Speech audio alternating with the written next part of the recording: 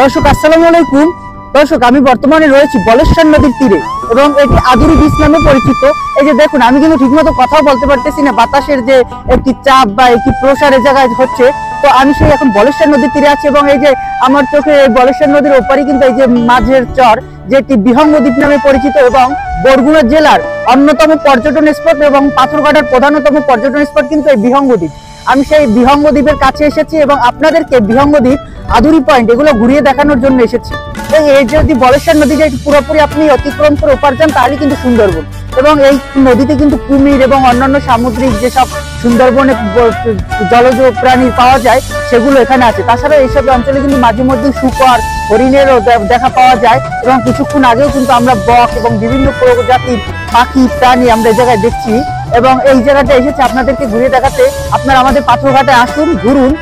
পাথরঘাটের যে হরিণঘাটা, নীলিমা পয়েন্ট, এর পাশাপাশি কিন্তু বিহঙ্গ দ্বীপ একটি অন্যতম সুন্দর পর্যটন স্পট, যেখানে বিভিন্ন স্থান থেকে মানুষ প্রতিদিনই ঘুরতে আসে এবং আমরা পাথরঘাটার মানুষ এখানে বিনোদন কেন্দ্র হিসেবে ব্যবহার করি এবং প্রায় সময় এখানে ঘুরতে আসি।